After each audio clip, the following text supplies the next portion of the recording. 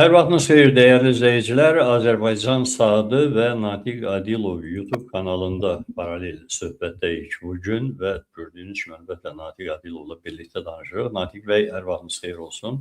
Hər vaxt xeyir olsun, hörmətli tamaşaçılar, hər vaxtın xeyir olsun Qənimət bəy. Ölkəmizdə çox şad xəbərlər var. Bugün pozitiv xəbərlərlə güman edirəm söhbətə başlamalıyıq. Azərbaycanın xarici dövlət borcu 4,1 milyarddır, azalıb və ÜDM nisbətə də 0,3% azalıb. Mən açıq bilmirəm. Maşallah. Azərbaycan vətəndaşları üçün bu rəqəm nəyisə ifadə eləyirmi? Mən xatırlayıram ki, məsələn, bir 10-15 il bundan əvvəl bu xarici borclar üst-üstə yığılanda, o zaman hər halda müstəqil media vardı və qəzetlərdə bu məlumat bir qayda olaraq belə şərh olunurdu ki, hər doğulan uşaq neçə manat borcla doğulur, nə qədər borcla doğulur.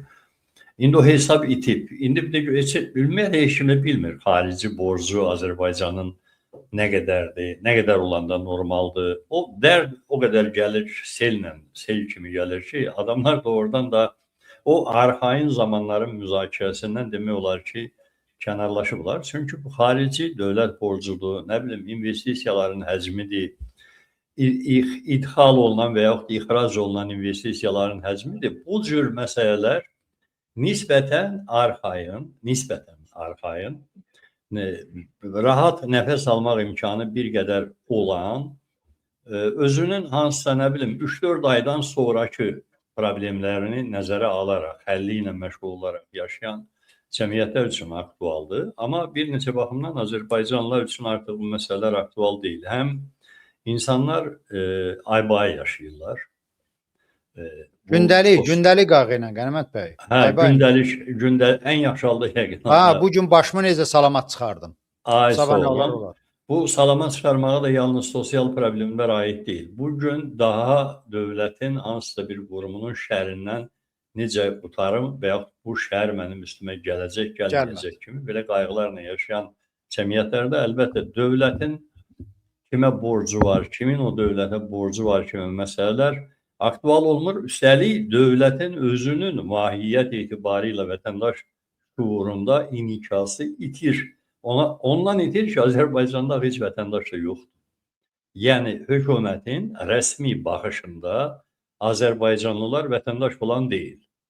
Onun heç də mübahisəsiz olaraq belə də, mübahisəsiz. Çünki Azərbaycanda hüquq müstəvisində, sosial müstəvidə, ora həyatın bütün sahələri daxildir.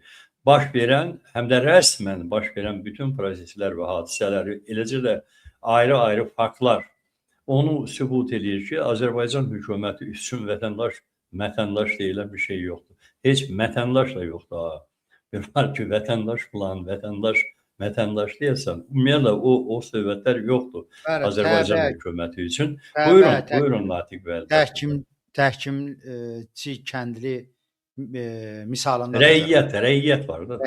Qənimət bəy, çox gözəl vurğuladın onu. Bu əslində ümumi daxili məhsul olsun, nə bilim, adam başına düşən milli gəlir olsun, xarici borclar olsun. Bunlar dövlətin varlığı üçün ciddi anlayışlardır. Sadəcə Azərbaycanda dövlət hakimiyyəti orqanları o qədər qeyri-ciddiləşib ki, o qədər etibarsızlaşıb ki, onların təqdim etdiyi rəqəmlər üzərində hər hansı ciddi mühakimə yürütmək özü adamı lətifə mövzusu eləyir. Çünki başdan ayağa ölkə saxtakarlıqla əhatə olunub dövlət səviyyəsində. Onların təqdim elədiyi heç bir rəqəmə biz etibar eləyə bilmirik, etimad göstərə bilmirik ki, onun məsələn nümunəsi göstərə bilərik. Seçkidə Məzahir Pənahovun İlham Əliyevə 90-ın üstündə faiz yazması, hamısının mənşəyi ora bağlanır. Yəni bir yerdə ki, İlham Əliyevə 90%-dən artıq etimad göstərilib, deməli, həyatın o biri sahələrində də göstəricilər bu saxta rəqəmə adekvat olmalıdır. Ona görə, məsələn, işsizliyin sayı hayasızcasına deyirlər ki, 5%-dir. Halbuki biz ətrafımızda hər tərəfdə işsizlikdən, demirəm ki, peşəsi üzrə, normal iş şəraitinə uyğun iş tapa bilməyən insanları qoyuram bir tərəfə. Ümumiyyətlə iş tapa bilməyən insanlar var.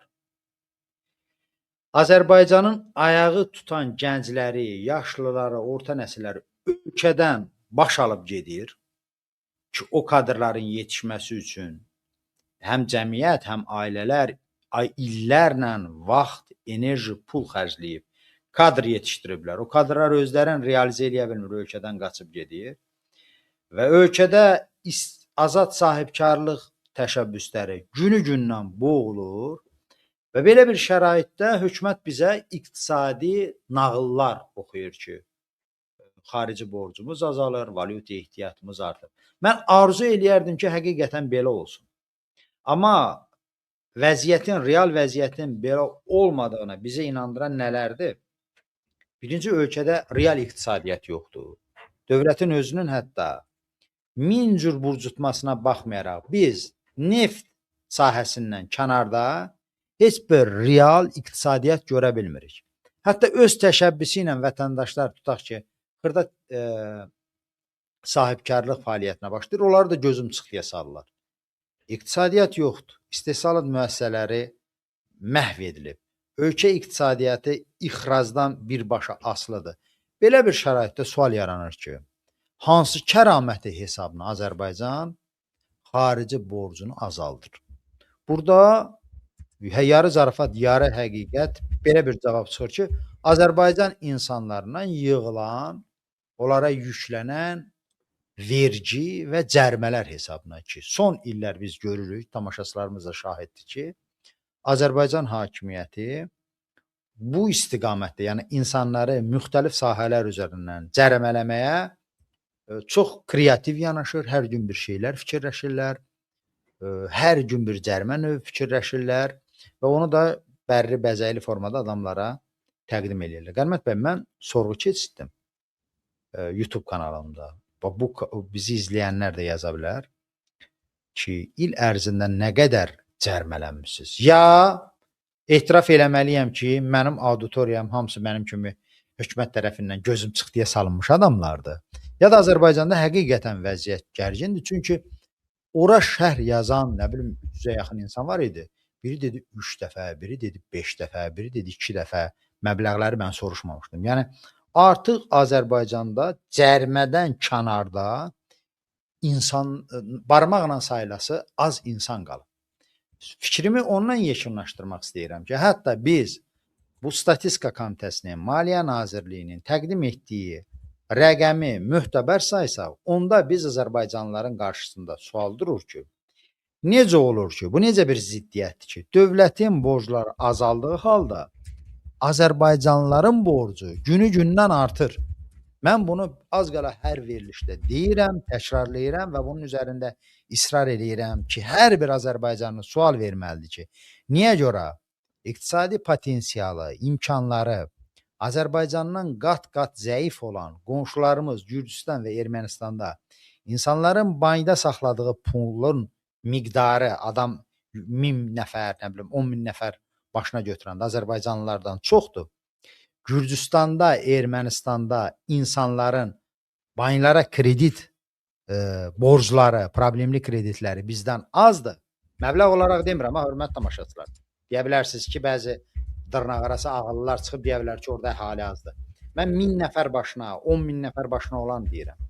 Gürcüstanda da, Ermənistanda da insanların banklara kredit borcu bizdən çox azdır və ən əsası, biz bunu Qənimət bəylə keçən verilişdə demişdik. Azərbaycanda xoşbəxtlikdənmi, bədbəxtlikdənmi ailə institutu, qohumcanlıq, nə bilim, tayfabazlıq var və bunun müsbət tərəfi odur ki, adamlar bir-birinə əl tutur, bir-birinə borc verir, bir-birinin çətin işlərində yarayır və beləliklə də adamlar banklarla yanaşır. Məsələn, Ermənistanda, Gürcüstanda, bunlar Qafqazda olsa, mən inanıram ki, Azərbaycanlılar qədər belə ailəcanlı, qohumcanlı, tayfacanlı deyirlər. Ümumi planda, nə bilim, ictimai işlərdə, hə, onlar bizdən qabaqdadırlar. Amma məişət çərçivəsində də qohumumuzun, əqrəbəmizin, əmoğlumuzun, bibi qızımızın dadına çatmaqda Azərbaycanlılar onlardan öndədir. Və buna görə də biz eyni zamanda bir-birimizə, qohumlarımıza çox sayda borcluyuq və o borcun altında insanlar əzilir və ciddi vətəndaş müharibəsinə gedir ölkə, Qənimət bəy. Mən bir dəfə bunu yarı zarafata yazmışdım, yarı zarafatla. Amma bu deyəsən həqiqətə çevrilir. Dedim ki, Azərbaycanda bütün əhali iki kateqoriyaya bölmək olur. Dələduzlar və dələduzluğun qurbanı olanlar. Bax, bu dələduzluq da nədir? Etibardan sui-istifadədə. İnsanlar elə yerə gəlib sıxışıb ki, və bütün o dələduzlar birinci öz yaxınlarından başlayır, qohumlarından, əqrəbələrindən. Məhkəmə qərarlarının, məhkəmə elanları, mülki məhkəmələri izləsəz görərsiniz ki, bu istiqamətdə Qənimət bəy sonsuz sayda artıb. Yəni öz yaxınlarına dələduzluq eləyən insan. Nə oldu indi biz başlamalıyıq o Siyavuş Novruzov demişkən öz qanımızı, genimizi təhdid eləməyə ki, kimsə qanımızı pozdu. Heç qan pozulması falan deyil. Bu ictimai, siyasi mühit insanları gətirib o tipkə salıb. Mən heç bir dələduzluğa, quldurluğa, nə bilim adam allatmağa bəraət vermirəm. Sadəcə onu deyirəm ki, ictimai mühit, iqtisadi mühit, siyasi mühit həm də bir plastilin kimi cəmiyyət plastilindir. Onu formalaşdırır. Onu bir müəyyən qaba salır. Və bu əslində dediyim məsələlər Azərbaycan iqtisadiyyatının real vəziyyətin izah eləyir. Maliyyə Naziri olsun, Statistika Komitəsi olsun, İlham Əliyevin məddahları olsun, İlham Əliyevin özü olur, nəyi olur olsun. Nə qədər rəqəmlər, dəbdəbəli rəqəmlər, statlar versin, o Azərbaycan reallığını dəyişə bilmir. Azərbaycan reallığı həddən artıq ağır vəziyyətdədir və o istiqamətdə hökumətin nəsə bir təpərli iş gördüyünü biz görmürük. Ancaq burada bir başqa dələduzluq da var. Bu xarici borc məsələsində. Yəni var birbaşa dövlətin aldığı borclar, bir də var dövlət zəmanəti ilə götürülmüş xarici borclar. Burada vəziyyət bir xeyli dərəcədə qarışıqdır. Açığı, məsələn, bizdə biz məsələn Cənub Qaz Dəhlizi şirkəti falan yaradıblar, o işləri görən rəsmi dövlət şirkəti də faktik olaraq Cənub Qaz Dəhlizi Qapalı Səhmdar Cəmiyyəti, elədirmi? Bu şirkətin, təkcə bu şirkətin 3 milyard dollardan çox zadı var, xarici borcu var. Biz ümumiyyətlə bilmirik ki, ailənin birbaşa sərəncamında olan, ailəyə məxsus olan şirkətlərin nə qədər 100 milyonlarla dövlət zəmanəti verilmiş borcları var xarici banklardan. İndi bunlar hesablayırlar, ümumiyyətlə bunun ilhamı nəyinə lazımdır ki, xarici dövlət borcu olsun. O dövlət borcu almır, amma dövlət borcu alıb konkret olaraq hansı layihəni icra eləməlidirsə, hansı şirkətlərin icra strukturlarının vasitəsilə ki, bunlar da böyük əksəriyyət etibarilə Əliyev ailəsinə məxsusdur. O xətlə xarici borcu götürür, orada korrupsiya. Baxın, məsələn, həmin bu elə ən böyük xarici borcu olan dövlət Cənub Qaz Dəhlizi Qapalı Səhmdar Cəmiyyətini götürsək, onun adı dövlət şirkətidir. Amma həmin Qapalı Səhmdar Cəmiyyətin gördüyü və yaxud gördürdüyü bütün o işlər ki var, o işlərin hamısını görən təxminən 70% ailənin şirkətləridir. Qalan 30% də əgər orada tutaq ki, türklər varsa, nə bilim, ruslar varsa, gürcülər varsa, orada da şərikdirlər.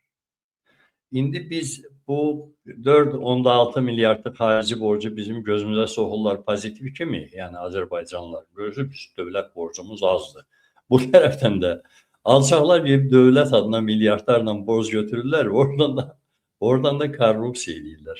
Yəni demək istədiyim odur ki, birincisi onsuz da hər kəs bilir və bilməlidir ki, Azərbaycan statistikası saxtadır.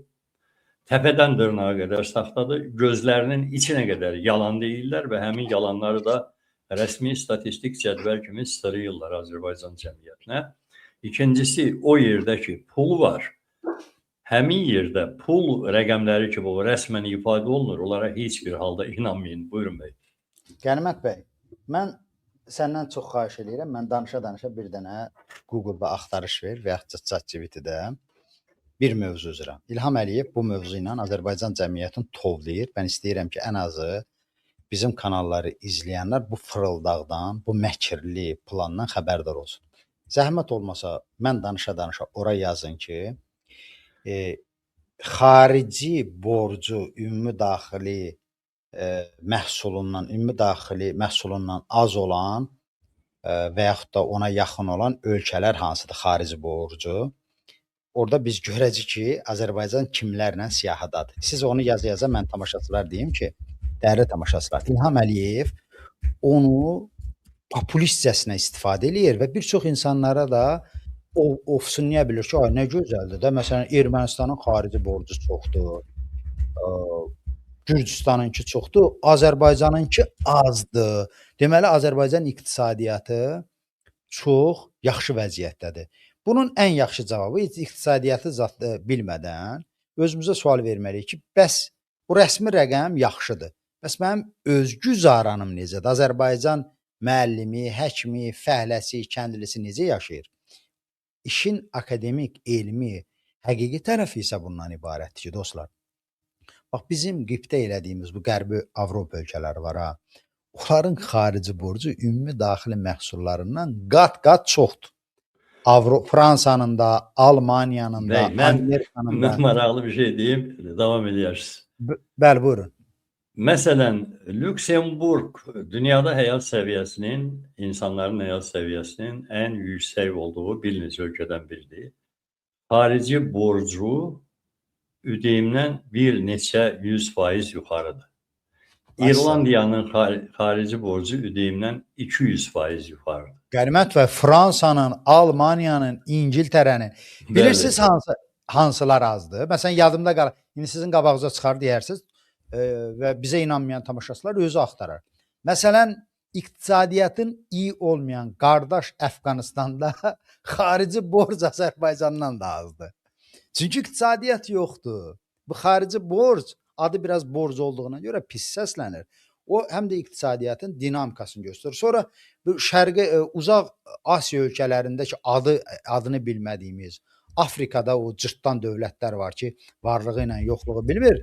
Onlarda da dövlətin xarici borcu Azərbaycandakı kimi azdır. Mən borcu təşviq eləmək istəmirəm, amma bir şey aydınlaşdırmaq istəyirəm ki, bizim başa düşdüyümüz o məişət borcu ilə dövlətlərin ümumi daxili məhsulu ilə müqayisədə xarici borc tamam başqa şeydir. İqtisadiyyat canlı olanda ölkələr pul alırlar, iqtisadiyyata pul qoyurlar, oradan yeni qazanc götürürlər və işsizliyi aradan qaldırırlar, yeni investisiya yatırırlar. Amerikadan güclü dövlət yoxdur, Amerikanın da xarici borcu var, amma ondan heç kim narahat deyil, nə də o təbliğat vasitəsilə. Fransanın xarici borcu ödəyimdən 110-115% çoxdur. Yəni indi kim deyə bilər ki, Fransada həyat Azərbaycandakından daha pisdir? İndi biz özümüzə sual verməliyik ki, yaxşı bu borcumuz bu qədər aşağıdırsa, bəs niyə görə bizim həyatımız o borclu dövlətlərdəki qədər deyil, Ermənistandakı qədər, Gürcüstandakı qədər. Gürcüstanda, Ermənistanda orta aylıq əmək haqqı, hörmətli tamaşaçılar, artıq ildən çoxdur ki, Azərbaycanı ötüb. Qazilərə verilən yardım Azərbaycandan üstün, uşaq pulu üstün. Bax, bizim bütün bu yayımlarda son Natiq bəy, Gürcüstanı yaxşı misal çəkdiniz. Niyə görə deyirəm? Gürcüstanın əhalisi 3.7 milyon nəfərdir, elədirmi? Bəli. Gürcüstanın xarici borcu da ödəyiminə görə 40%-dir. Yəni Azərbaycandan 5 dəfə faiz göstəricisi ilə çoxdur. Gürcüstanda 3.7 milyon əhalinin banklardakı aktivlərinin pulunun məbləği 35 milyard dollardır. Azərbaycanın 10,5 milyon əhalisinin banklardakı aktivləri 35 milyard dollar. Ölənən rəhmət. Mən rəqəmi yadımda saxlamamışdım, amma bilirdim ki, çıxışında dedim ki, yəni ermənilərdə də, gürcülərdə də bankda saxlanılan pul Azərbaycandakından çoxdur. Yəni bu rəqəmlər barədə danışmaq lazımdır. Yoxsa Moltalı dilində yazıb doldururlar, iqtisadiyyatımız belədir, filandır, bəsməkəndir. O insanların həyatında əks olunmur. Yəni Qənimət bəy, bilmirəm, o məşhur misal var da, deyir ki, insanlar televiziyadan çox real yəni televiziya dediyimiz Xaladelnikə vaxtında. avtoritar rejimlərin televiziyasından gedir. ASTV-lər. Soyuducularına baxmalıdırlar. Orada vəziyyət görünməlidir. İndi ümumiyyətlə isə dünya dəyişib. Təkcə soyuducu ola bilər ki, yaxşıdır, amma indi həyat standartları təkcə soyuducu ilə ölçülmür. İstirahətlə, səhiyyənin səviyyəsi ilə, təhsilin səviyyəsi ilə, sosial müdafiənin səviyyəsi ilə, məhkəmənin hüququn səviyyəsi ilə. Amma heç biz o soyuducudan da kənara çıxa bilmirik. Soyuducu özü Soyuducu o bilirsiniz bəy, Axur nəzəriyyəsidir. Axur yəqin bizi izləyənlər bilirlər. Axur nə deməkdir? Axur yem yeridir, yem, qalov. Orada. Məşhur məsəl də var, deyir, gündüzdür naxıra, gecə axura. Axura. Soyuducu həmin axur nəzəriyyəsidir ki, adamın otlamağa örüşü və yeməyə axırı varsa, deməli həyat gözəldir. Amma indi bu daş dövründə yaranmış bir nəzəriyyədir. Ya o ötən nəslin misallarıdır. Televizordan çox soyuducuya baxmaq. İndi Natiq bəyin dediyi kimi, indi insanların istirahət evi buzat vardı. İnsanların yüksək rifah deyiləndə və yaxud ortadan yuxarı rifah deyiləndə hansı komponentləri içərirsə həmin həyata haqqı var. Yoxsa bu dılğır çıxıb danışırlar ki, bizim xarici borcumuz bu qədər azdır. Siz adam sahib borc verən də yoxdur. O güya yaxşı şeydir ki. Bunlar nə qədər müraciət edirlər beynəlxalq. Yeri gəlmişkən Qənimət bəy çox doğru toxundu. İtibarsız tərəf sahib. İlham Əliyev Almaniya səfərində də, ondan əvvəlki hansısa mətbuat konfransında da yəni yalvarır, deyir ki, bizə pul versələr yaxşı olar. O neft, qaz məsələsinə görə istəyir. İstəyir abi. Bir tərəfdən deyir pulumuz başımızdan. Vermirlər də ki, bunlara borc verir. Borc verir ki, basıb yeyəcək də adamlar. Korrupsiyanın olduğu ölkədir. Ona görə risklidir bunlarla borc münasibətlərinə girmək. Etibarsız tərəfdirlər. Yəni Qənimət bəy, bizim tamaşaçılarımız ondan agah olmalıdır ki, dünyada bir çox avtoritar, totalitar dövlətlər olub. Mənim araşdırdığım, bildiyim totalitar dövlətlərin bir sistemləri olub, bir pis yaxşı nəzəriyyələri olub.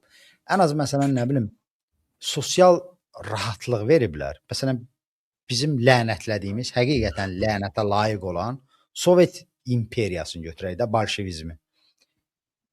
Orada ən azı Qənimət bəy təbəqələşmə insanları incitmirdi. Orada da qudurmuş, məmur, partokrat deyirdilər də, indi sən məndən yaxşı bilirsən. Amma ən azı onlar o təmtəraqlı həyatların insanların gözünə soxa bilmirdilər. Gizlin saxlayırdılar, gizlin kef eləyirlər. Amma indi təsəvvür eləyin. Təkcə heç onların eyş-işrətin biz bilməsək, gedin dövlət istənilən polis idarəsinin qarşısına, nazirliyin qarşısına. Baxın onların maşınlarına, avtomobillərinə. Sosial şəbəkələrdəki onların kabinetlərinə baxın, onun miqdarına baxın. Sonra adi Azərbaycan işçisinin də, yəni zəhmətkeşinin, mühəndisinin, kəndlisinin, tikintidə işləyənin həyatına kəskin təbəqələşmə var və bunu gizlətmədən insanlara, belə deyək də, dağ çəkmək üçün göstərirlər. Azərbaycan hansı ölkədir ki, bunun polis idarələrində, nazirliklərində dövlət pulu hesabına, öz şəxslərində nələr var bilmirəm. Mən maşınların, avtomobillərə marağım yoxdur, başım çıxmır. Amma mən öyrənmişəm 100 minlik, 120 minlik avtomobillər sürürlər. Niyə? Hansı pulla, hansı xidmətlərinə görə? Ötən verilişdə biz dəfələrlə danışmışıq bunu, yenə də danışmaq lazımdır ki, niyə görə bir dəstə adam, dərsi 5 qəpiyə dəyməyən deputatlar, nazirlər müavinləri Avropa standartlarına uyğun maaş, əmək haqqı təqaüd alınır. Amma yerdə qalan əhali isə, nə bilim, Afrikanın, dünyanın... Bangladeş zadı ilə, meyarları ilə. Yəni, bu kəskin bir təbəqələşməni göstərir və insanları əslində bu təbdən çıxardır. Qənimət bəy, bu İlham Əliyevin atasının KKB-də mən əgər o yazılan kitabda həqiqət payı varsa, mən onun Dövlət Təhlükəsizlik Komitəsinin nəşr etdiyi bir kitab var idi, orada oxumuşdum. Heydər Əliyevin ixtisası barəsində KKB-də onun peşəkar olduğu, diplom işi olan iki şey yadımda qalıb. Bir, hekayə, yəni mif yaratma, yalandan bir hekayə yaradır. Bir də separatizm yaratma və idarə etmə. Yəni qarşıdurma yaratma hansısa bir şey və onu idarə etmə. Yəni bunun özümdən uydurmuram, hörmətli tamaşaçılar. Eldar Mahmudovun vaxtında bir kitab var idi, Heydər Əliyevin KKB yolu ilə bağlı. Siz fikir verirsə, onun KKB fəaliyyəti ilə bağlı heç nə danışılmır, yazılmır. Bir neçə dəfə o vaxtı ümumi sözlər işlənilir, amma o adam uzun müddət KKB-də işləyib, amma hansı sahə üzrə, nə iş eləyib, nələr eləyib, bu barədə çox danışmaq istəmirlər. Hətta mən deyim ki, Azərbaycanlılara çox müsbət obrazda tanış olan, Heydər Əliyevin də kadr olmuş Vəfa Quluzadənin Gələcəyin Üfüqləri adlı bir kitab var idi, onun müsahibələrindən, məqalələrindən ibarət. Vəfa Quluzadə yəni özü etiraf eləmişdi, hətta səhv eləmirəmsə hakimiyyətdə olan vaxt. Deyir ki, şəxsən mənim üçün Heydər Əliyevin KKB-də işlədiyi dövrlər qaranlıqdır, məlumatsızam ki, o adam nə iş görüb, nə edib. Bu barədə sonra danışarıq. Nə üstünlük vurğu salmaq istəyirəm. Yəni Heydər Əliyev mif yaratmaq, nağıl yaratmaq, sadə, bəsit dildə desək, adamları tovlamaq üzrə bu ixtisaslaşmış idi. Və həqiqətən də o hakimiyyətdə olanda bir neçə mif yaratmışdı. O işləyirdi. Məsələn, onlardan da biri bu idi ki, cəmaət, biz keçid dövründəyik, özəlləşmə kampaniyası olacaq. Qənimət bəy, yadınızda da deyirlər ki, özəlləşmə çekləri nə bilim 3000 olacaq, 40.000 olacaq, neçə olacaq. Nə qədər adamlar qaldıra gedir. Axırda da o dövrün pulu ilə indi artıq yadımdan çıxıb 3 şirvan deyirlər, 4 şirvan deyirlər. O oldu 30.000 zad, yəni deyilən, təbliğ edilənin 1% qədər oldu. Sonra deyirdilər ki, neft kontraktları var, işə düşəcək, pul gələcək, qaçqınlarımız var, bunları yerbəyer eləyək, keçid dövrüdür, kolxoz, safxoz, özəlləşmə veriləcək və adamlar da şikayətlənəndə ki, dolanışıq zad yoxdur. Heydər Əliyev özünün nə qədər çıxışları var, baxa bilərsiniz dostlar. Yəni onun külliyyatı yatır, sosial şəbəkələrdə tapa bilərsiniz. Deyirdi ki, hədə çətindir, vəziyyət bilirəm, çətindir, çox çətindir, düzələcək, müvəqqəti. Bizim xalqımız dözümlü xalqdır. Bax, o ifadə oradan gəlmişdi. Bəli. Demagogiya. Yəni bu demagogiyadır, amma işlədirdi də bunu. Hətta ən azı aldanmaq istəyənlər üçün bir yem idi. Yəni mən sənə aldanmaq istəyirəm, nəsə deyim, mən allanım da. Deyim ki, keçid dövrüdür, birazdan olacaq. İlham Əliyev bunların hamısını rədd edib. Eyni vəziyyət qalıb, mən deyərdim daha ağır formada qalıb, daha əzablı formada qalıb. Çünki həm İlham Əliyevdən asılı olaraq, həm asılı olmayaraq dünya qloballaşıb, müqayisə imkanları artıb, adamlar görə bilir, internet var ki, görürsən başqaları necə yaşayır, məmurlar necə yaşayır və o əzab verir axı. Adam baxır ki, qardaş, bu mənim sinif yoldaşım idi və yaxud da qrup yoldaşım idim. Dərsi bir köpüyə dəymirdi. Qandığı qrafa yox idi, amma indi kiminsə əmsi oğlu, dayısı oğludur və yaxud da kimənsə ayaqqabısının bağın yaxşı bağladığına görə onu Sərvətlər gölündə uçurdurlar, özünə də bir mandat veriblər, müəllim deyirlər, kef eləyir. Amma mən ondan əziyyəti çox çəkən, ləyaqətli, doğruçul adam problemlər içərisində qovurulam. Və bütün bunların fonunda İlham Əliyev deyir ki, çox gözəldir vəziyyət, iqtisadiyyatımız çiçəklənir, dünya dövlətləri bizə paxıllıq eləyir, borclarımız yoxdur, iqtisadi imkanlarımız günü-gündən çiçəklənir, nə bilim, insanlar, dövlətlər bizə həsəd aparır və s. Yəni, bunu deməkdə məqsədim oldu ki, bu atasından fərqli olaraq adamlara dağ çəkir. Yəni, sən acından məliyirsən, dərman ala bilmirsən, bank kreditləri altında əzilirsən, övladın və yaxud da özün ev almaq, mənzil almaq üçün bütün az qala həyatı həsr eləməyə hazırsan, uşağın məktəbə girib, bilmirsən onun təhsil haqqısını necə verirsən, o biri tərəfdən dövlət idarə edənlər deyir ki, yox, sən bu yaşadığın real məsələ deyil. Reallıq odur ki, sən çox gözəl vəziyyətdəsən, çox nümunəvi həyat yaşayırsan, hətta o qədər iqtisadi baxımdan yaxşı vəziyyətdəsən ki, dünyanın inkişaf eləmiş dövlətləri sənin bu gözəl həyatına görə bizə həsəd aparır, paxıllıq eləyirlər. Gecə-gündüz fikirləşirlər ki, bizim ayağımızın altından necə quyu qazıb bizə badalaq gəlsinlər. Yəni, bu həqiqətən həm insanları ələ salmaqdır, həm də onları məşəqqətə düçar eləməkdə. İndi bir tərəfdən bir anlıq düşünək ki, yalan da olsa İlham Əliyev çıxıb desə ki, ay camaat, yəni iş belə gətirdi ki, mən istəyirdim bu neft pulların ədalətlə sizin aranızda böləyim. Yeni müəssisələr görürsüz, gündə gedirdim, otellərin qırmızı lentini açırdım, nə bilim, velosiped zavodları açırdım, amma neyiniyim, əlim iş düz gətirmir. Ona görə gözlüyüm bir 10 ildən sonra yenə nəsə olacaq, amma onu demir. Deyir ki, çox əladır.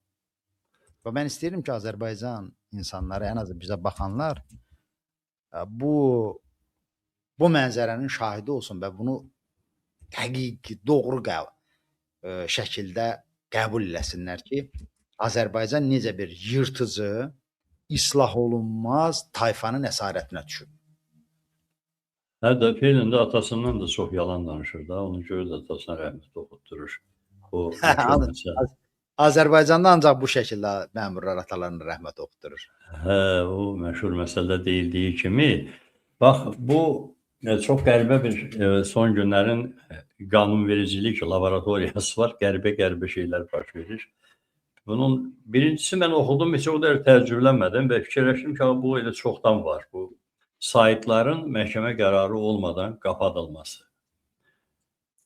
Bu əbləlik və düşüklük səviyyəsinə görə bu cür bəyanat, bu cür açıqlama çox həyasız qərarlar kateqoriyasında sayıla bilər. Ona görə ki, bu praktika zaten Azərbaycanda var. Hətta onu desən ki, yox, məhkəmə qərarı ilə yeyirdilər, o da məhkəmə deyil.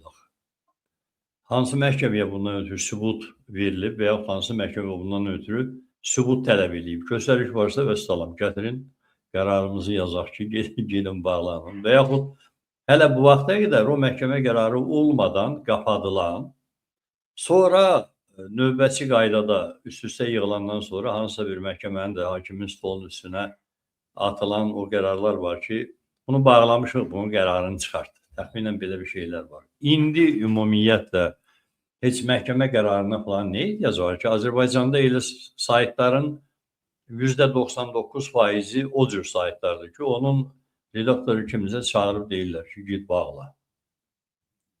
Rahatlıqla bağlayır da, yəni Eynullah Fəthullayev tipik nümunədir. Hə də, o konkret rədd ol məsələsi var. Təxminən elə bir şeydir. Git bağla və salam. Buna heç nə icra hakimiyyətinin qərarı lazımdır, nə məhkəmənin qərarı lazımdır, heç nə lazımdır. Görürlər zəngiyi çağırmırlar. Zəng edirlər ki, sən belə elə, o saytı bağla. Salam. Burada məhkəməyə falan nə ehtiyac var ki? Burada daha ciddi qərarlardan söhbət gedə bilər. Məsələn, kazino haqqında qərarlardan, qumar. Hə, bu gün mən də oxudum. Deyəsən, qumarı da monopoliya almaq barəsində. Odur. Mən bunu oxuyacağam. Bu xəbər elə də çox belə yekə xəbər deyil. Qumar oyunlarının təkrar keçirilməsi üçün yer təşkil etmə və ya saxlamanı virtual formada sosial şəbəkə platformalarından istifadə etməklə törədənlər 4 ilədək azadlıqdan məhrum olacaq. İlham Əliyevin təsdiqlədiyi Cinayət Məcəlləsinə edilən dəyişiklikdə bu yenilik öz əksini tapır, dəyərli izləyicilər. Məcəlləyə əsasən qumar oyunlarının keçirilməsi üçün yer təşkil etmə və ya saxlama təkrar virtual formada, o cümlədən internet şəbəkəsindən, mobil rabitə şəbəkəsindən, sosial şəbəkə platformalarından, digər elektron rabitə vasitələrindən, habelə internet və mobil telekommunikasiya tətbiqlərindən hamısı sayılır ki, orada boş heç nə qalmasın və ya bir kəlmə yazardılar ki, Qənimət bəy, Sibrizdən kənarda qumar oynamaq haramdır. Ziyarın çıxardır. Və salam da bu sizin oxuduğunuz məsələnin məzmunu budur.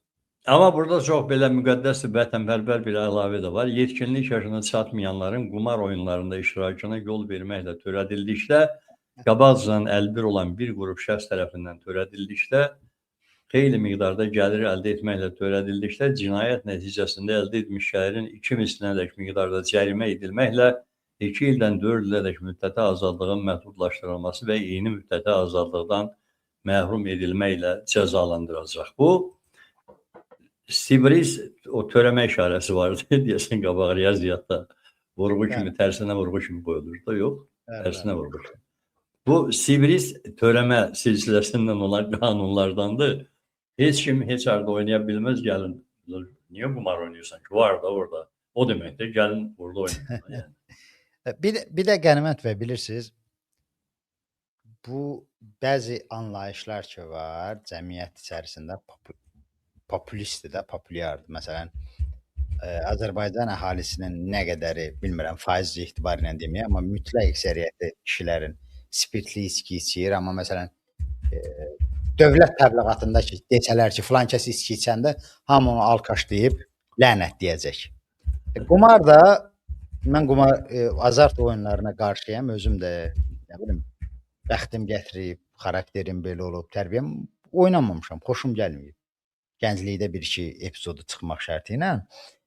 Amma bunun indi bizim cəmiyyətdə adı pisdir də. Hökumət də bununla təbliğat aparır ki, qumara qarşı yox. Bəs ailələr dağılır, insanların həyatı məhv edilir. Amma o biri tərəfdə birincisi Azər lotereya ilə bu qumar işin dövlət öz işi görür.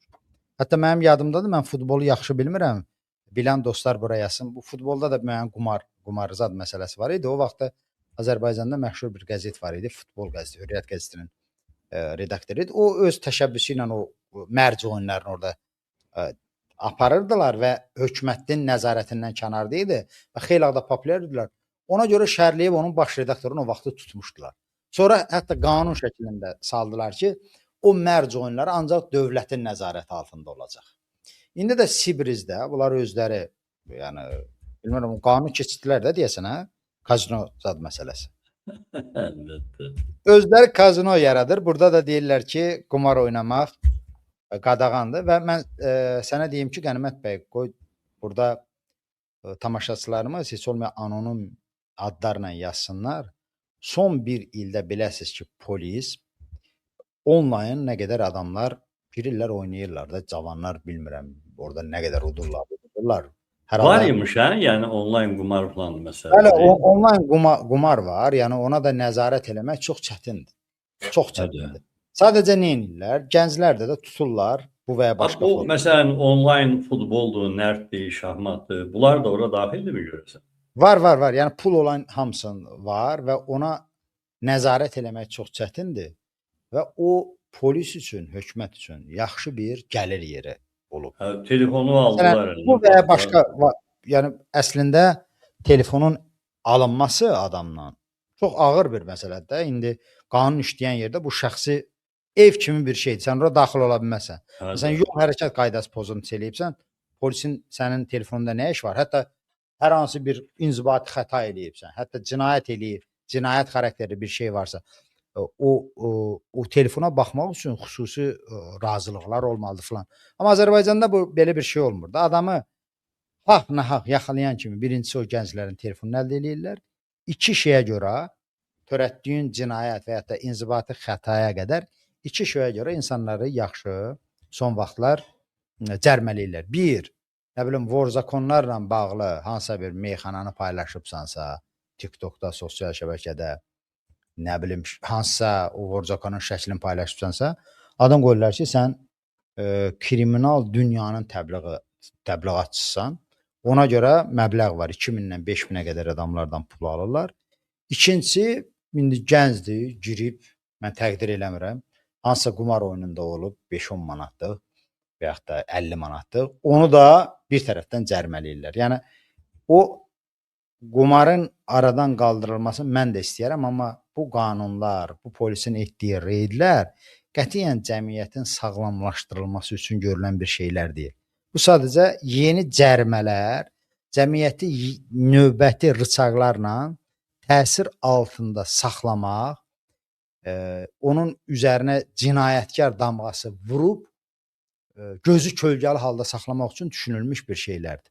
Bütün istiqamətlərdən bunların ancaq son illərdə bunu fikirləşirlər ki, ancaq cəmiyyətin ayrı-ayrı nümayəndələrin, təbəqələrin hansı formada dövlət, inzibati strukturlar qarşısında gözü kölgəli saxlayaq. Bütün bu qumar məsələsində, cərmələr məsələsində də, fəlsəfəsində, mahiyyətində o durur. Mən sadəcə Qənimət bəy, keçən dəfə də dedim, bizim tamaşaçılarımızdan onu istəyərdim ki, bəzi cərmələr, bəzi cəzalar bizə xoş gələ bilər, ürəyimizdən hay verə bilər ki, hə, qumardır. çox gözəl ləğv olunmalıdır. Hansısa nə bilim TikTokerdir, giz-giz danışır, səfey-səfey danışır. Ləğv olunmalıdır, nə bilim qadağan olmalıdır. Bu bizim xoşumuza gəlsə də biz bilməliyik ki, təkcə qadağalar yolu ilə nə cəmiyyət inkişaf eləyir, nə dövlət proqres eləyir. Ən ağır cəza nə cəzasıdır? Öldürməkdir, şaqqalamaqdır da. Bunu Avropada şərq dövlətləri də təcrübədən keçirdib. Oğrunun əlini kəsiblər, gözünü çıxardıblar, nə şaqqalayıblar, zina eləyənləri daşqanaq eləyiblər. Amma o cür dəhşətli cəzalar sizcə o cinayət faktlarının qarşısını ala bilirmi? Yox. Çünki o cinayəti yaradan səbəblər aradan qaldırılmasa, insan təbiəti belədir. Ona meyl eləyəcək. Ən ağır cəzanı görsə də belə, ora meyl eləyəcək. Azərbaycan gəncləri üçün, gəncləri yox, elə yaşlılar üçün. Mənim nə qədər tanıdığım adam var ki, sən o lotereyaya taley kimi yanaşırlar. Yəni taleylərin lotereya ilə dəyişmək istəyirlər. Bəli. Amma bilmirəm sən müşahidə eləyibsən, araşdırmamısan. Məsələn, Fransada bu azart oyunları belə səhər yeməyi kimi bir şeydir. Məsələn, o tabak deyilən, siqaret satılan yerlərdə bəzən məsələn pensionerlər gəlirlər ora. Pensionerlər, nə bilim, günorta kofe içərisində götürürlər 1-2 evroluq o kartları alırlar. Kofe içsə orada atlar qaçır, nə bilim, eşşəklər qaçır, başım çıxmır. Oradan oynayırlar. Amma heç kim orada demir ki, burada mən puludur, həyatımı dəyişəcəm, kreditimi bağlayacağam, uşağımı instituta qoyacağam və yaxud da cərimə. Gəlir, pulu da cibində tutaq ki, 50 evro pulu var. 1 manatını oynayır, oradan belə deyək də, adrenalin çıxır gedir. Amma bizdə istər o qumar oyunlarda, o adlarını bilmirəm, müxtəlif oyunlar var. Adamlar onunla həyatlarını dəyişmək istəyirlər. Orada mümkün bir şey deyil. Ona görə bizdə daha ağır fəsadlar olur.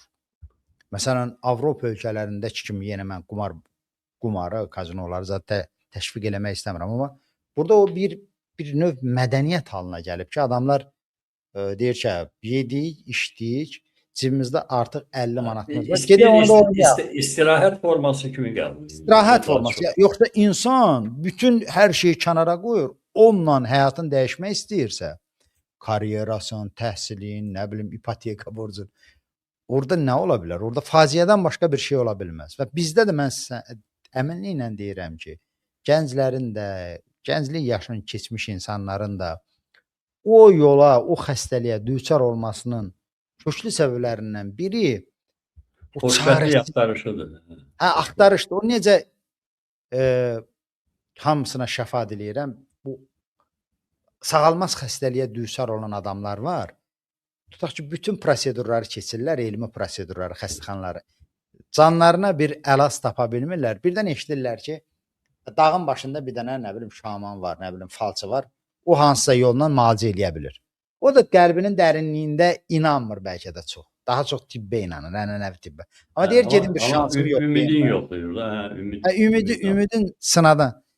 Bax, o qumar oyunları, o azort oyunları da Azərbaycanda daha çox o istiqam. Mənim tanıdığım nə qədər bədbəxt olmuş adamlar var ki, istəyiblər ki, o həyatların qumarla dəyişsinlər. Hə, dəyişə bilirlər, amma pis istiqamət. Ona görə yəni, ora 1000 dənə qadağa gətirsə də, cərimə gətirsə də, İlham Əliyev onun hakimiyyəti. Mən orada səmimi niyyət görə bilmirəm. Səmimi niyyət onda olardı ki, sən bu gənc üçün istər təhsillisi olsun, istər təhsilsiz olsun, normal yaşayış imkanı yaradardın ki, bu iş tapa bilsin, ailəsini dolandıra bilsin, istirahətin qura bilsin.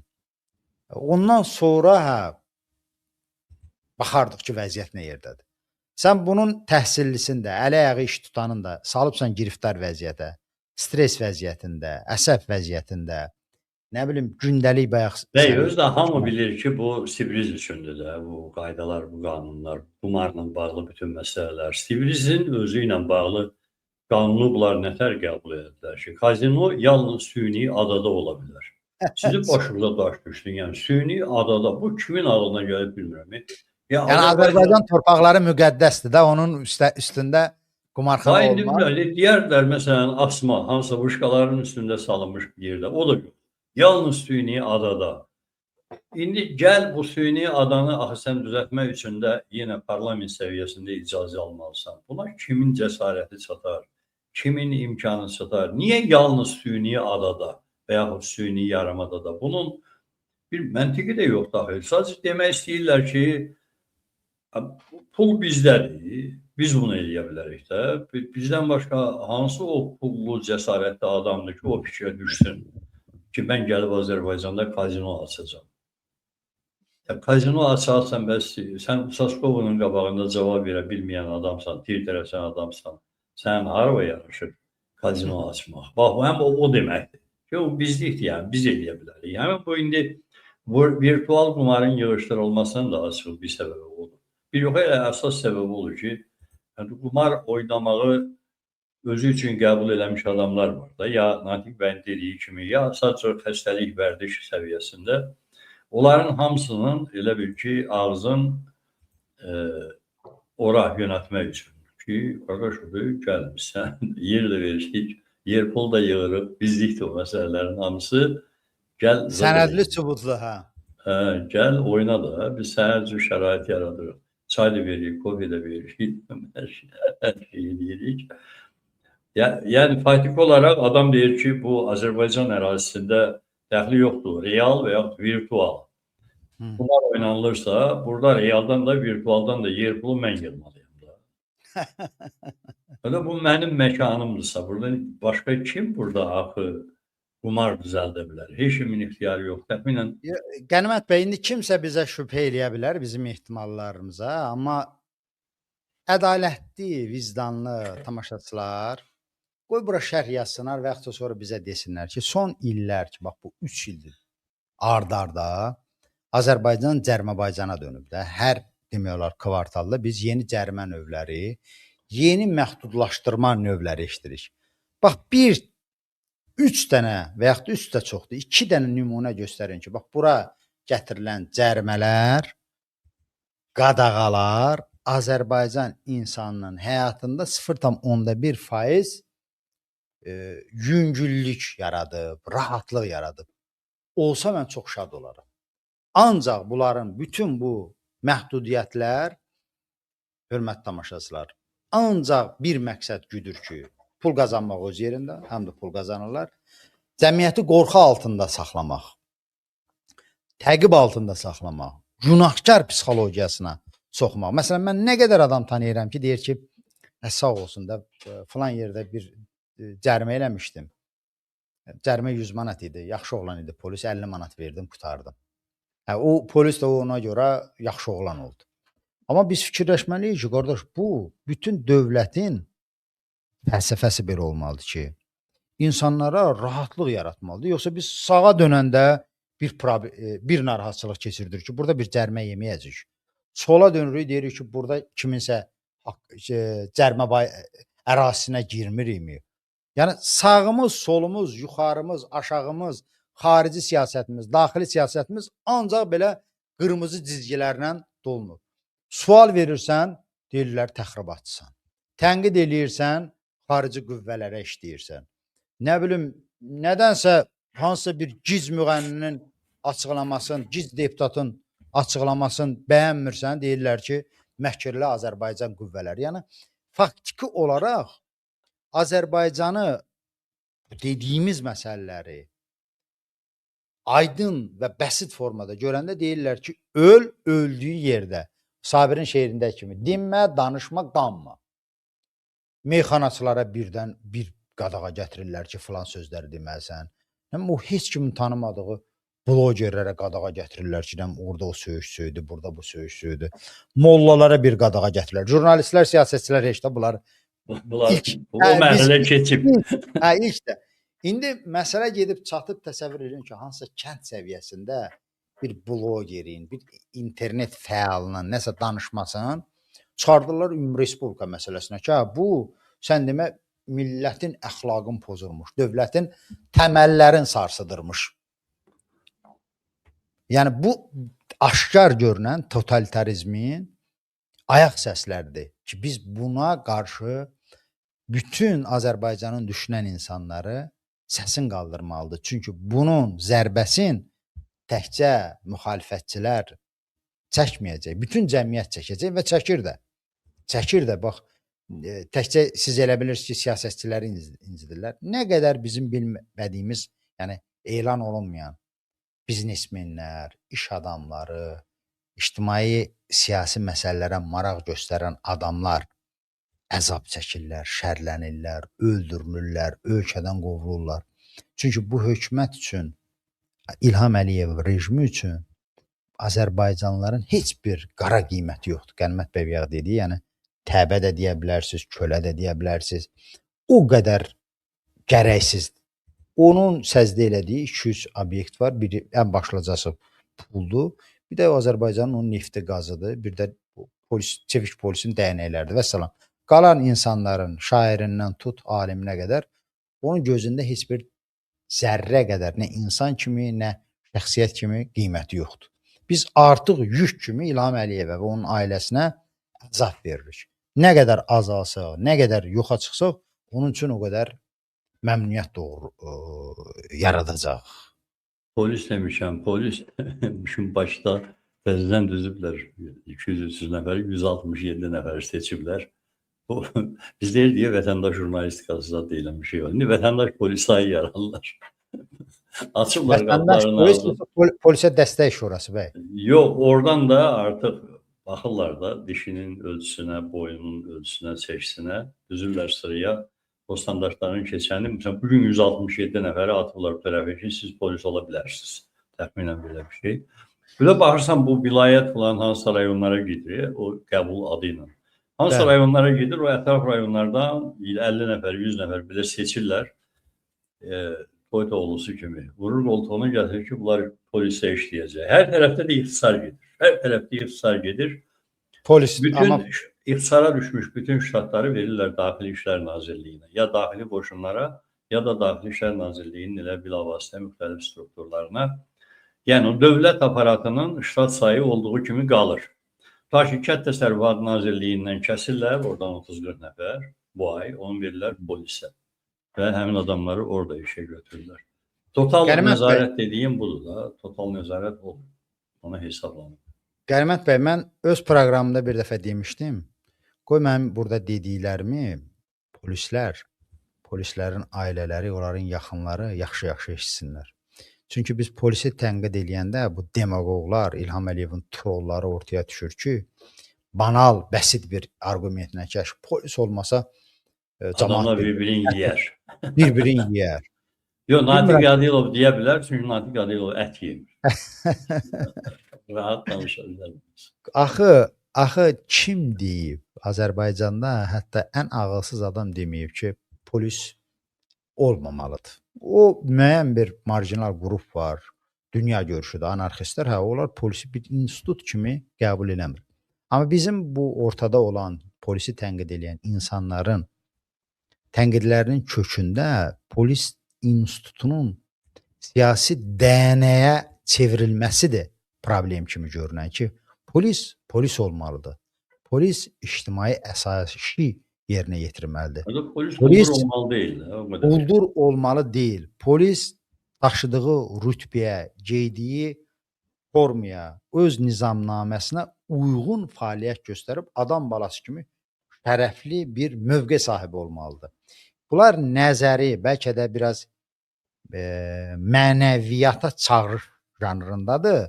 Ola bilər ki, kimsə qəbul eləməz polislərdəki ki, sən işin gücün qutarıb, sən bizə burada maral oxuyursan. Amma mən işin maddi və onların marağına toxunan məsələsinə gəlmək istəyirəm. İnternet dövrüdür, indi heç xarici dil bilməyə də ehtiyac yoxdur. Google-dan, süni intellektdən öyrənib. Baxın, Gürcüstanda, Ermənistanda polis Qənimət bəy, biz deyirik İlham Əliyev polis rejimidir. Gül sizin başda, sizi heç o nökər kimi də işlətmir. Sizi iti də təhqir eləyirəm bəlkə də. Yəni, ən ləyaqətsiz işlərə sizi vadar eləyir. Ləyaqətli adamları şərr edir sizin vasitə özünə. Rüşvətə, sirkaba, ən pis işlərə sizi buyurur. Mən bilirəm ki, o polisin içərisində də iş mühiti necə təhqiramizdir Qənimət bəy. Təkcə polislər adi vətəndaşları təhqir eləmir. Polislərin özləri yuxarı rəhbərlik tərəfindən ən ağır formada təhqir olunurlar, alçaldırılırlar. Heç nə də eləyə bilmir onlar öz rəislərinə qarşı. Bütün bunlara baxmayaraq İlham Əliyev ki, özün sizin hamısı, siz öz maaşınızı götürün Gürcü və erməni polisləri ilə müqayisə edin. Bəlkə onda bir ayılacaqsınız ki, necə olur ki, Ermənistanda, Gürcüstanda resurslar, iqtisadi imkanlar bizdən aşağı ola və o dövlətlər polis dövləti deyil. Orada polis yapım funksiyasını yerinə yetirmir. Orada polis, nə bilim, üzə duranlıq eləmir. Ləyaqətlə işini görür, 8 saatlıq, nə bilim, 7 saatlıq işini görür, sonra gedir balaları ilə, ailəsi ilə istirahətin görür. Cəmiyyət içərisində də sizin kimi pis imza malik deyil. Və sizdən də çox maaş alır. Yəni, bu faktdır, Qənimət bəy. Mən bunu çox təəssüf ki, bu yaxınlarda bilmişəm. Yəni, mən elə bilirdim ki, polislər əməlli başlı bizdən maaş alır. Çevik polis alayını götürsək, yerdə qalan polis heyətləri az yalavazdılar. İndi kimi rüşvət ala bilir, filan eləyir. Amma niyə görə rüşvət almaz? Birincisi, hamısı rüşvət ala bilmir, Qənimət bəy. Rüşvət axı. O səviyyədə o rayonda polislər rüşvət alırlar, onların sayı azdır, amma genel olaraq dilənirlər. Hətta yəni niyə dilənməlisiniz, onu deyirəm. Yəni hətta hesab eləyirsə ki, maaş azdır, amma klassik variantda çaxçuqla yaşayırıq. Niyə çaxçuqla yaşamalısan ki? Niyə erməni polisi, Gürcü polisi, Moldavan polisi, Ukrayna polisi çaxçuqa ehtiyac duymur? Elə olmaz ki, adam balası kimi işləyib, şərəflə işləyib, heç kimi şərləmədən, heç kimin üzünə durmadan, peşəkar formada işləyib, haqqını tələb eləyəsən. Yəni, biz polisi tənqid eləyəndə, polis institutunun hörmətə minməsinin qayğısına qalırıq ki, biz istəyirik ki, polisimiz adam balası kimi o nizamnamə tələblərinə uyğun fəaliyyət göstərsin, yapın, trolların funksiyasını yerinə yetirməsin. Hətta quldur olmasınlar da, normal insan kimi işləsinlər, əgər bacarırlarsa, bacarsınlar. Amma bacarmazlar da, rejim quldur rejimdirsə, onun bəhçiləri də, boruqçular da quldur olacaq əlbəttə.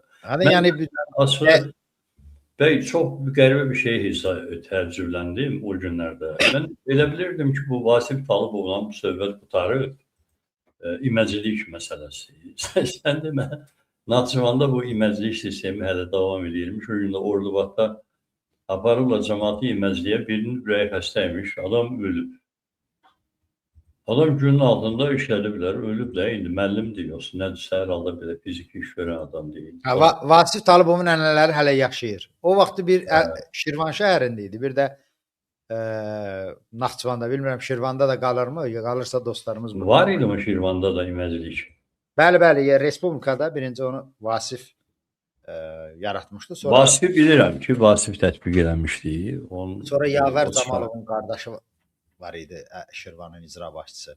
Mərdan Camalov. Onlar da çıxardırdılar, iməcliyə. Onlar da həkimləri, müəllimləri belə çıxardırdılar.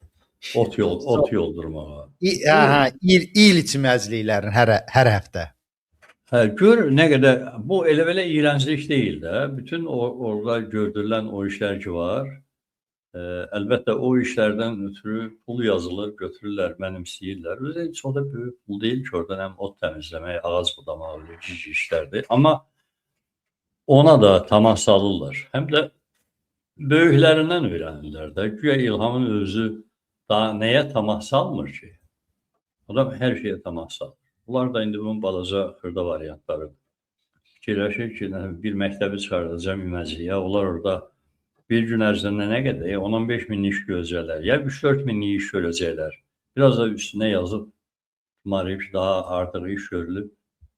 Mən Qənimət bəy, ümumiyyətlə o iməcliyin qanunvericiliyi bilmirəm, amma mən başa düşdüyüm qədər onun fəlsəfəsi belədir ki, bu könüllü bir fəaliyyət olmalıdır da. Amma Azərbaycanda niyə olmalıdır da? O korporativ bir şeydir. Kimsə Azərbaycanda məcburən, yəni təhkim eləyirlər adamları ki, bax sənin territoriyan, ərazin budur, gedib oranı süpürməlisən, rəyləməlisən və s. eləməlisən. Belə bir şey yox dünyanın içində. İyrənc söhbətdir də, əlbəttə iyrənc söhbətdir. Nətər yəni mən Ben niye çıxmalıyam ki, o məziyə? Xeyr ola adama deyərlər. Yəni niyyətə yəni. Mən hansısa ta ki məktəbin işçilərin hara iməciyi özləri çıxa bilərlər də, deyim korporativ bir şeydir. Ta məktəbin həyətindən nəsə təmizlik zad eləyə bilərlər. Yoxsa sən məktəbin müəllimlərini götür, apar terasa tök ki, siz burada nə bilim yola atılmış butulkaları, zibilləri təmizləyəsiniz, alaq eləyəsiniz. Bu belə şey yox. Niyə yəni? Olur, olur. O nətər olur? Yəni, niyə olmalı? Bu artıq sualdır Qənimət bəy. Bizim reallığımızdır ki, olur və illərdir bu olur bizim ölkəmizdə. Olmamalıdır amma. Olmamalıdır bu. Hə də, əlbəttə olmamalıdır bəy. Belə çox düşük hərəkətdir. Nə bilim vallahi mən. İnsanlar da qəbul eləyirlər də və çox təəssüf. İnsanlar da qəbul eləyirlər. Adam baxır. Onunla da razıyam ki, yəni bilirsiniz bu ciddi bir siyasi məsələ deyil ki, deyəsən ki, məsələn, durun, siyasi məhbusların azadlığını tələb eləyin. Qazilərimizin günahsız yerə həbsə atılmasına səsiniz uzaldı. Bu ən azı lokal səviyyədə buna səs çıxartmalıdır. O əmək kollektivləridir və onların çoxu ali təhsilli həkimlərdir, müəllimlərdir. Əgər bunların 30-u, 40-ı bəyanat yazı, video çəkib etiraz eləyə bilmirsə, dəli şeytan adama deyir ki, elə haqq olur bunlar. Amma onu da deyə bilmirəm. Çünki diktatura şəraitində biraz, nə bilim, o çətindir. Amma istənilən halda bu bəraət vermir ki, adamlar öz haqlarını tələb eləsinlər ki, qardaş, sən məni hansı qanunla, hansı əsasla yol təmizləməyə aparırsan, park təmizləməyə aparırsan. Sabah bu adamları çox məmnuniyyətlə aparacaqlar o Sovet dövründə kimi Paşa Holdingin üzün bağında alaq elətdirməyə, özü də pulsuz da təbii ki. Nə bilim, alma yığmağa, sonra o ipək qurdu idi, nə idi, baramaları çeşidləməyə, çox rahatlıqla. Bəy, bəlkə də elətdirirlərdi, mən nə bilim, baramaz, o kampaniyalar tutardı mı, bilmirəm, deyə də bilmirəm açığı. Tamam tutardı mı, var mı, haradasa basıb işlədirlərmi? Amma oradan da bu siyasi plan məsələ deyil ki, yəni bu sadəcə bir qürur və ləyaqət məsələsidir. Hansısa bir səfihin biri gəlir deyir ki, bu məktəbin müəllimləri bugün gedəcəklər, nə bilim, məsələn, Bakı-Şamaxı yolunun 54-cü kilometrindən 64-cü kilometrinə qədər alaq otlarını təmizləyəcəklər və yaxud ora hansısa sürücülərin tulladığı butulkaları da təmizləyəcəklər. Adamlar da elə rahatça durub başlarını sallayıb aşağı gedirlərsə, mən bilmirəm də, belə adamlardan nə eləməyəm. Mən xoşum gəlmir elə şeylərdən. Açıq çalışaram ki, heç o cür məsələlərlə bağlı konkret olaraq ünvana yönəlmiş şikayətlərlə bağlı danışmayım. Məsələn, o günlər mənə zəng eləyib bir nəfər ki, ayağının altı dümdüz olan əsgərliyə düşmür də, yox. Bəli, pəncə. Hə, düşmür də əsgərliyə. Bu elə min ildir belədir. Sovet hökumətində belə olub, ondan əvvəl də belə olub, indi də belədir. Bəlkə orta əsrlərdə planlarda da, Monqollarda planda da elə olub. Məsələn, Çingizxan baxıb ki, onun ayağının altı düzdür. Deyib ki, qələt edir. Bu heç məsələn, Səmərqəndə qədər geyib çıxmaz. Onu saxlayın buralarda. Yəni, yəqin ki, elə olub. İndi şikayətə bax. Bu adamın ayağının altı düzdür. Ayağının şəklini göndərir. Mənim deyir, adım olmasın. Bu axmaqlıqdır, bu səfihlikdir. Bu nədir bunun adı? Mən deyirəm, qardaş, mən nə bilim sənin ayağındır, bəlkə bu sənin ayağın deyil. Bir insanın ayaq şəkli, o insanın pasportu deyil. Şəxsiyyət vəsiqəsi deyil. Nə bilim, doğum haqqında şəhadətnaməsi deyil. Bu insan köpüğünün adı familiyası var da, adı familiyası sifətinin şəkli var. Qənimət bəy, mənim üçün tanış problemdir və mən bizi ən azı izləyənlərə demək istəyirəm ki, tamam, hər bir canlının özünü qoruma instinkti var. Amma özünü qorumaqla miskin qorxaqlıq arasında ciddi bir sərhəd var. O kökə düşən insan özü nəyinə lazım ki, onu qoruyur diyor. Vəssalam, yəni mənə Qənimət bəy, yəni mənə... Tutaq ki, bax, pomidor, məsələn də, yay vaxtıdır, pomidordan misal gətirirəm. Pomidor, tutaq ki, almışsan, bazardan gətirirsən, görürsən ki, çürüyüb, əgər çox çürüməyibsə, çürük tərəfini kəsib, adətən tomat düzəldirlər. Elədirmi? Bəli. Amma, məsələn, ət alıb gətirirsən, iylənib, bunu heç cür bişirənməzsən də, bunu tuluyursan, gedir. İndi o cür adamlar ki var ha, bax bu misalı. Bu adamlar o pomidor da deyirlər. O birisidirlər. De. Ki bax bu niyə qorusun gözünü? Yəni bu kökə düşəndən sonra ki adam başına min cür müsibətlər, fəlakətlər gətirilir, qüruru, ləyaqəti tapdalanır. Elə deyir ki, mən özümü qorumaq üçün adıma da gizlin salır. Necə olar? Gözə soğarsan. Arı gizlət. Doğru, yo, yəni o bizim adamlar arasında bilmirəm fürsətçilik deyim, bilmirəm dırnaqarası çox bilmişlik deyim. Biz əlbəttə jurnalist kimi bütün problemləri işıqlandırmağa maraqlıyıq, amma fərdi problemlərin dalınca qaçsaq biz, həm də o halda ki, adamlar özlərini təqdim eləmək istəmir. Deyir ki, mənim adım olmasın, danış bu məsələlərdən. Bu mümkün deyil. Məsələn, mənim özümə ən axırıncı o sənə gələn şikayətlərə oxşar biri gəlib. Deyir ki, Qarabağda işlədiblər məni, şoferdir. Pulumu vermirlər. Şirkətin adını deyir, filan edir. Deyirəm, hə, yaxşı, bir şey yazaram. Maraq üçün girirəm, Qənimət bəy, bunun TikTok səhifəsinə baxıram. Deyirəm, nə qədər vaxtda? 6 aydır. 6 ay bunun paylaşımlarına baxmağa imkanım olmadı. Bir 2 ay baxdım da belə lentlə.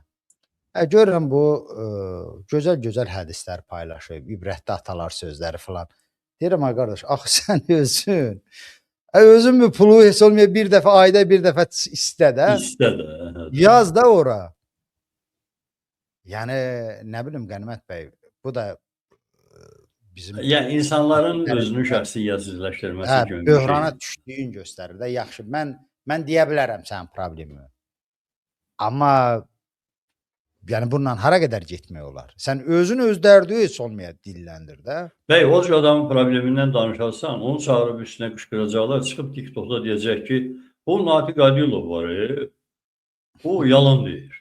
Mənim başıma elə iş gəlir. Yəni yaşamışıq bəy, elə bir məsələ. Valla, o qədər olub ki, elə şeydir. Hər halda cəmiyyətimizə özümüz qarışıq çağırışımız bundan ibarətdir ki, o bizim məşhur el məsələndə deyilən çox dəqiq həqiqət ifadə edir ki, ağlamayan uşağa pəpə yoxdur.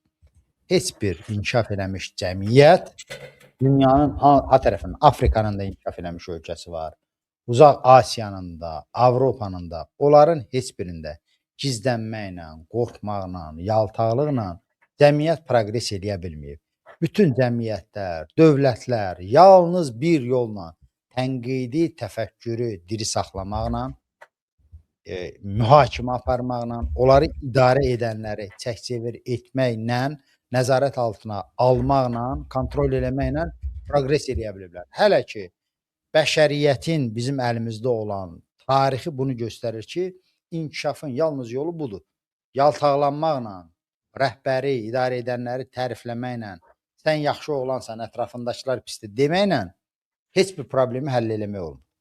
Dediyim kimi, dünyanın istənilən bir yerində proqres etmiş cəmiyyətlərin bir neçə o inkişafının amili var. Ən başlıcası odur ki, cəmiyyət ayıq olur, öz haqqını tələb eləyir. Yəni, biz haqqımızı tələb eləməsək ən azı, öz haqqımızı, başqalarının hələ bir kənara qoyuram. Biz qabağa gedə bilmərik. Biz günü-gündən proqresə gedəcəyik. İlham Əliyev, nə bilim, o birisi, bu birisi halal haqqımızı gözümüzün qabağında çalıb yeyəcək və biz də elə gözümüzü döyə-döyə qalacaq. Tamam, Natiq bəy, çox təşəkkürlər. Çox Təşəkkürlər, tamaşaçılar, Qənimət bəy. Dəyərli izləyicilər, lütfən yayımları bəyənin, paylaşın və abunə olun hər iki YouTube kanalına. Salamat qalın, sağ olun. Salamat qalın, salamat qalın.